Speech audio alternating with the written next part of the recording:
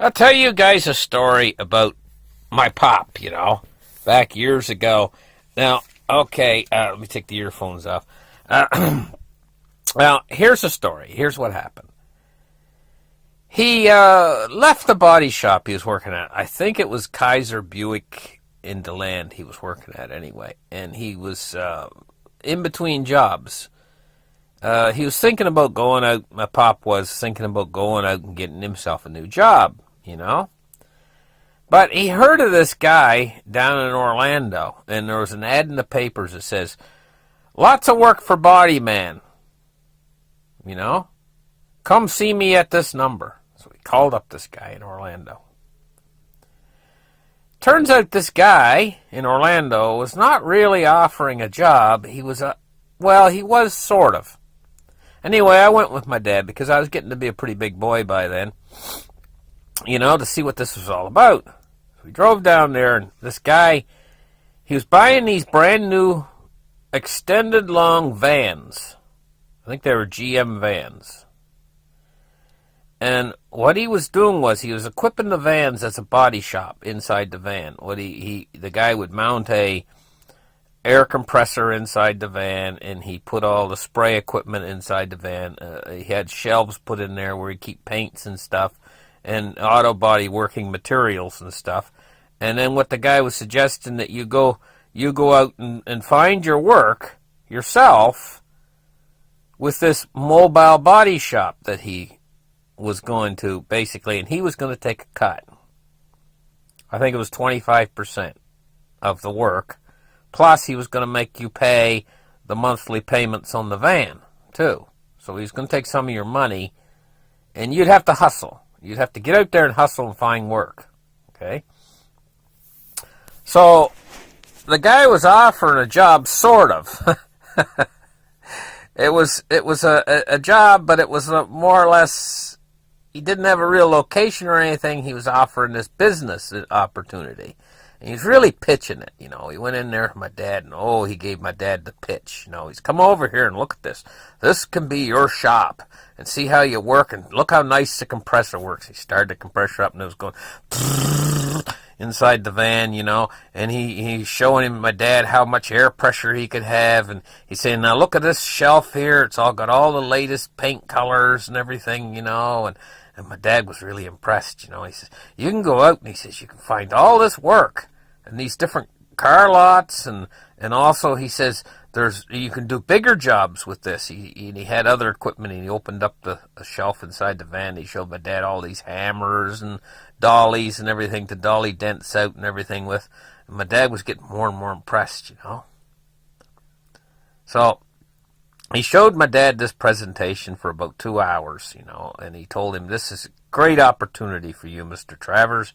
You can really make a lot of money with this, because he said with the regular body shops, they take 50% of your labor, your work, and you share 50% with the body shop. The body shop pays you 50%. But he says, I'm only going to take 25%, I think he said, or 20%. I can't remember exactly what it was, but it was a smaller cut, he says. And he says, then the van payments are only small, he said, for the equipment and stuff. And he says, you'll really make a lot of money with this. And he says, let me take you two guys out to dinner. So he took us out to a buffet, and we all sat and ate with him and everything, And my dad went home. My dad was all excited, Dad was like, I got myself a great new job. I'm going to tell Mother about it, when he gets home. So he got home, And my mother is not like my dad. My mother was very practical.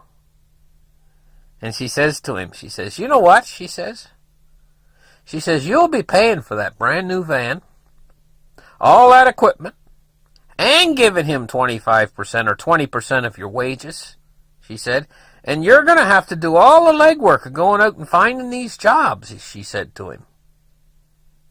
She said, you're going to have to do all that legwork of going out and finding these jobs. She said, you can do that yourself. She said, you can go out and you can make your own. And then you won't have to pay him 25% anymore. You can keep 100%, she said. And you won't have to pay for a brand new van. You can just build it. And she sat down and she started thinking for a minute. She said, come over to the kitchen table, she said to my dad. I want to talk to you. So she sat down with a pen and paper and a pencil, and she started doodling on it a little bit. She could see her sitting there thinking, and the wheels inside her brain were turning. You know, my mother, she's awfully smart. She's sitting there doodling for a little bit, and she was telling him how, you can do it, she said. You can do it yourself and everything, you know. And my dad was starting to think, and I could see him starting to think too, you know, I can cut out the middleman. I can take all the money. And she says, yeah. She said, well, what can you use, she said, to accomplish this? What would you need to do? She said, first off, she said, you'd have to start a business, and you'd have to give it a name. What would you call it? My dad was sitting there, and he had his finger up on his chin, you know, he's kind of rubbing his chin back and forth with his finger, you know, and he's sitting there thinking. Well, he said, this guy calls himself Mobile Body Shop, I think it was called. Mobile Body Shop. And he is sitting there thinking for a while. And my mother says to him, well, you could pick a name, something like that, she said. Something similar. He's got a pretty good name, she said, but you can pick a name pretty similar to that. My dad was sitting there thinking, his finger was rubbing across his chin. And he was liking this idea better and better. And he says to my mom, Automobile Body Shop. I'll call mine Automobile Body Shop. He says, that's even better than Mobile Body Shop. Automobile Body Shop. My mother says, yeah.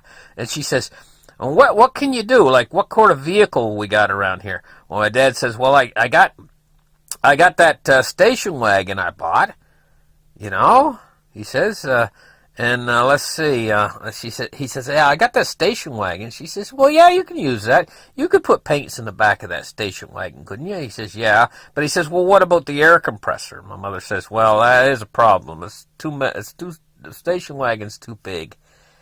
She said, what can you do? She said. Dad says, I know what I can do. I can build a trailer and tow it behind. My mother says, that's a great idea. My mother says, that's a great idea. Build a trailer and tow it behind. And Dad says, yeah. And my dad says, and I'll put the air compressor in the trailer, and I'll be able to hold all my tools inside the trailer, and I'll tow it behind the station wagon. And my dad says, I'm going to start working on this right away. So the next morning came, you know. And Dad woke up, he was all excited. I'm getting ready to start my own mobile body shop. He says, I want you to help me, he says. And I said, well, sure. He says, hop in the car. We got to go get parts to build our trailer with. So I says, well, what kind of parts do you need? He says, listen. He says, I need an axle. And he says, I know just the fella. So I hopped in the car and we started heading in toward DeLand. And my dad pulled into this salvage yard just before you get into DeLand. You cross the railway tracks, and you make a left-hand turn there, and you go down this little road that's full of ferneries. There's ferneries on both sides, you know. Drive down that little road a while. So we drove down that little road a while, and then we pulled into this place. It was a real scrapyard. They had a scrapyard dog, and they had all kinds of these roads going down between all these junk cars on both sides. You know? So, my dad had made arrangements with the guy. He's going to buy an axle off of him. It's only $25 for the axle. So he drove up to this I think it was an old K car. I think. It might have even been earlier than a K car. It was one of these cars. I can't remember what kind of car it was anyway. But my dad was in there, and he was laying on the sand underneath the car, and he had these wrenches, and he was undoing the shackle bolts on this axle, you know, and he was pulling off wires, and he had a hacksaw there, and he was laying there, and his body was shaking back and forth as he was sawing through these brake lines, you know, to get the axle off, you know. And he was like, and he was saying to me, jack that up a little bit there, jack that up a little bit there. So I go over and jack it up a little bit. Sun was getting kind of hot that morning, you know, and you could hear the crickets and stuff in the field behind us, you know, and everything, and they start making these noises when the sun's coming up and starting to get hot. Starting to get hot. My dad was under there, and he was starting to get a little bit hungry. He was saying to me, listen, we got to hurry up on this.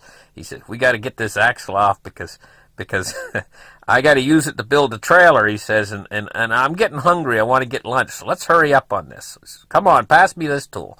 pass him the tool. And he was under there sawing, and you could hear him click, click, click, click, click on the ratchets, And then first one side of the axle fell down and off of the car, and it was loose. And then he went over and he got the other side loose. And she says, now she's ready to pull out. Help me here. So we were trying to pull the axle out, but it was jamming underneath the wheels and stuff, So he said, go over there and get that piece of wood.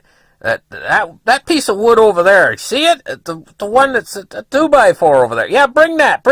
And bring those blocks of wood over there. So I was running over and grabbing these blocks of wood and bringing them over. And he was positioning them under the car, and he got the 2x4 in place. He says, now push down on this 2x4 while I slide the axle back. Oh, I was pushing down on it, and everything. And then the other side. Now the other side. Come on. Now you almost got her out. We almost got her out. Just a little bit more. Boom, bang! A clunk car come down on the ground, and the axle come free, and it was out there floating on the ground. He says, now help me get it up into the back end of the station wagon. He folded the rear seats down, and he was trying to slide. Oh, we got to take this rim off. He took the rim off, he's undoing the lug bolts and everything, putting them in the back seat on the floor, and he got the tire all off and everything, and he get the axle, and it just fit. He slid her in the back of there's a big station wagon. He slid her in the back, and the axle fit in there. And he had his prize, the axle. So then he started heading on home with this axle. And first we stopped and we got something to eat. I think we went to Papa J's, and we got some chicken and stuff, and we went on home. Real proud of this axle. So then we had to run in, and we had to get some wood. He's going to build a trailer out of wood. So a week or two went by after that. And in about a week, my dad had that trailer all built. How it looked was it had an axle in the center, the axle we took off the car, and it has a big wood trailer. It was about 3 feet tall, and it was about 8 feet long, the trailer was, and he put hinged doors on the front of it, and a hinged door on the back of it that opened up into, like, compartments. Like shelves, in the front, and shelves in the back, deep shelves. And then in the center, he had a door like a hood, like a car hood kind of door. It wasn't a real car hood, it was just a flat sheet of plywood. But he could prop it up like a car door. And inside there, in the center, right in the center over the axle, he had mounted a compressor and a compressor tank and air hoses and everything else. He had it all there in the center, right? He's real proud of this rig. And he had hooked up a hitch to his car, but he didn't use a ball hitch. He just made a hitch himself by taking a flat piece of 1/4-inch thick steel and drilling a hole in it. And on the back end of the car, he made a hitch that come out and did it himself. They had a big bolt, like an inch-sized bolt. And all he simply did was just bolt the trailer to the back. It didn't have a ball hitch, it had a bolt. But he did have a couple safety chains connected to the rear bumper of the car, connected to the trailer, And back in those days, you were allowed to do stuff like that. Now, I'll tell you, he had this thing all arranged for himself, and he made himself a little sign, and he painted it himself. It said Automobile Body Shop, and he hung it on the side of the trailer, on the middle of the trailer. He hung it on the side of the trailer, and he had the trailer all painted up nice. So what happened is he said, now we need to get to work. We got the machine, he said. My dad said, now we need to get to work, and you're going to help me. So we drove over to Eustis, little small town of Eustis. They had a shopping mall, and they had a number of other things. And me and him started delivering these flyers, and we actually started putting them on people's cars. I would go around the parking lot and look for cars with dent on it. Right? Spot a car that got dent on it. I put a little thing on the windshield that says, we can repair that dent for you for X amount of dollars, and just call Automobile Body Shop, And I'll tell you, I did a lot of work doing that, trying to help him dig up work there in Eustis, going around parking lots looking for cars with dents in them. For about a week I did that. And I got him a few jobs. I got him about probably a dozen jobs, and he would drive up to the person's house. Quite literally, he'd park in the front yard, my dad would, and he'd fix the darn dent. Right out in the sunshine, he'd fix it, and he did a good job. He was so good at blending in paint. I'll tell you what my dad would do. If a car was white, okay, he'd reach inside and grab a quart of white lacquer, blending lacquer, right? That would be something so close to the car. He'd go over and he'd put a little dab on the cover of the paint can of the white, and he'd go over to the car and he'd lay the white next to the car, right next to the actual color of the car, and he'd look at that white and he could see what was missing in it, like if it needed a little bit of black. So then he would pour it into a tin can, a soup can, a little bit of the paint, maybe 2 inches of the white paint, and then he'd add a couple drops of black, and then he'd go over to the car again and he'd check it. And he'd say, yeah, I can see. He said, it needs a little bit more black. And he'd touch a little bit more black, and then he'd go over to the car and check it again.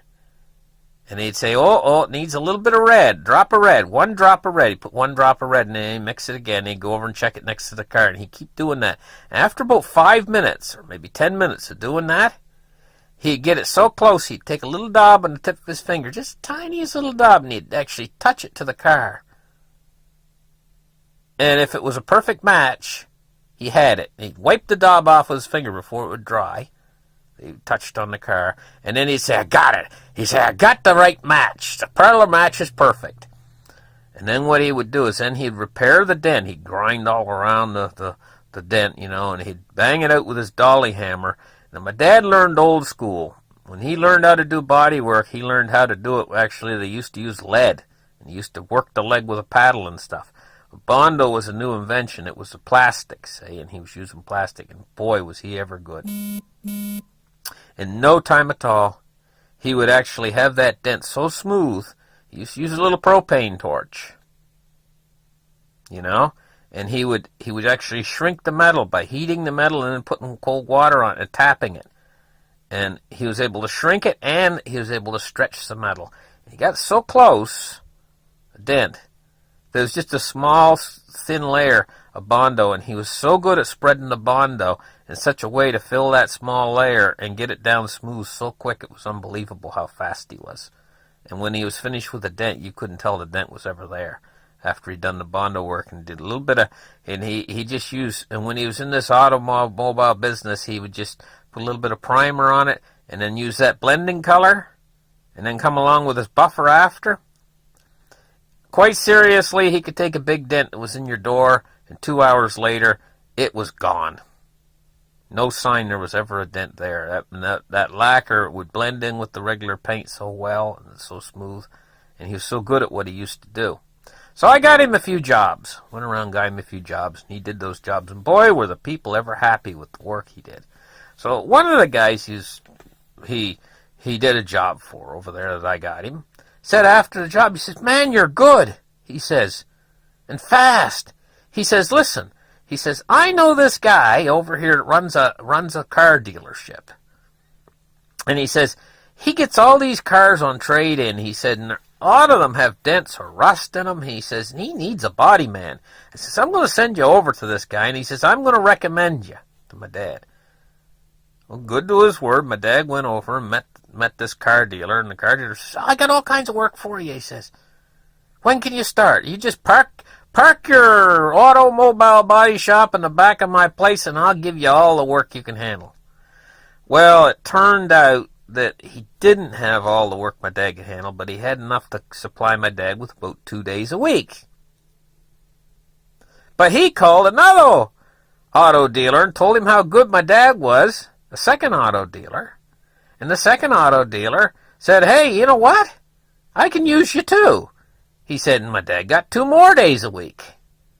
Well, the first thing you know, my dad had 3 of these auto dealers, and when he got done with one, after about 2 days' worth of work, he'd drive over to the other one and do about 2 days' worth of work, and then he'd drive over to the third one and do a couple days' worth of work.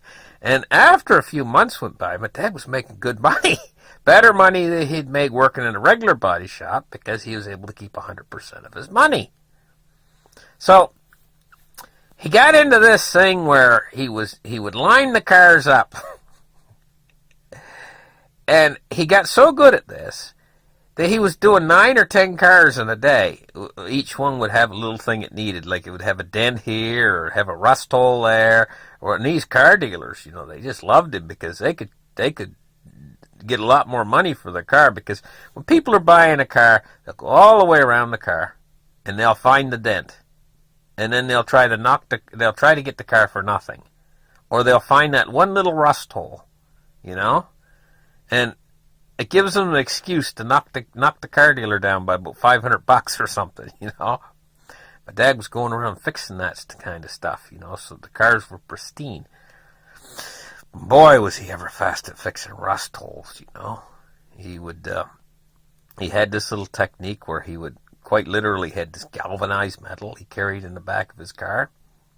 He had a pair of tin snips. And so you'd have a rust hole, say it was the size of a silver dollar, size rust hole. He would snip that metal in a little circle. He'd drill a little hole in the center of it, and he'd attach a screw. The tip of the screw, just the tip of like a drywall screw. Just put the tip in that metal. And he'd put a little bit of Bondo around it, go over to the rust hole, slip it inside the rust hole, and then with the Bondo already on it, and then he'd pull forward, and he'd wait until the Bondo would set. And he'd make a strong mixture of Bondo, of auto body filler. He'd make extra strong mixture so it'd set really fast. And he'd sit there and he'd hold it for a few seconds. And he'd count to 10. 1, 2, 3, 4, 5. And when he got to 10, he'd see it'd set. Then he'd just take the tip of the screw out. And then he had a backing plate in place. In the hole. And then once he had that backing plate in place, then he would come along with the layer of Bondo over top of it, and that hole was gone. Bing, gone. Just that quick. And he used what we call it a cheese grater. It was a little grater that it was like for almost similar to what you'd use for grating cheese, but it was for when the Bondo was a certain layer of hardness. It was almost like cheese. When it start to get hard like cheese, before it really set up hard like rock, it would go through a little bit of a period where it was kind of almost like thick, hard cheese. And you could just use that cheese, we called it a cheese grater, to take off the excess really, really fast. If you knew how to hold it the right way, the cheese grater, you could really work fast with it. And you could do a lot of area really quickly, taking the excess Bondo off. For the next layer of Bondo that will go on, the auto body filler will go on, will really smooth it out really good, And I got good at this too, doing this kind of work. But my dad, he could line up like 9 cars and do like 9 cars in a day. And each car would be like, by the equivalent of what you'd pay now, maybe $150 now per car. But back then it was like $30 or $40 per car, But money is different now than it was then. The money is all changed. Now, money's not worth near as much, so people have to make higher and higher wages. But back then, money was worth a lot more, back when he was doing this work back in the 80s. Anyway, suffice to say, it turned into a darn good little business. So when I got a little bit older, I started my own auto body repair business that worked exactly the same way. I had a trailer too, and I had and my dad had graduated into a pickup truck. Used a pickup truck, and he had a big camper top on the back of the pickup truck, which he attached to the trailer later, and he was able to hold a lot more stuff, a lot more auto body supplies and paints and stuff like that. And what he used to do too was he used to go to these paint dealers, and he knew all the paint dealers, and they used to give him their used lacquers for almost nothing. They were mismatched lacquers. People would come in, they'd say, "I want a quart of paint from my car." They come in and say, "Oh, you didn't get the color quite right," because at these at these paint places that sell paint for cars, they work according to a code. And sometimes the car might have been repainted or the code wasn't quite right. They don't visually do it like my dad did it. My dad did it visually, and I'm going to tell you, it's much more accurate to do it visually than by trying to utilize a code, And so they get a lot of mismatched paints, sell them to my dad for like a quarter of the price. They'd sell them to him at cost, And so we was always going to these places where he could get a whole bunch of different mismatched lacquers, lacquer paints. to use on these cars. Auto body quality lacquer is what it was. Anyway, listen, thank you guys for listening. Like and subscribe, and we'll catch you in the next show. Bye-bye, guys.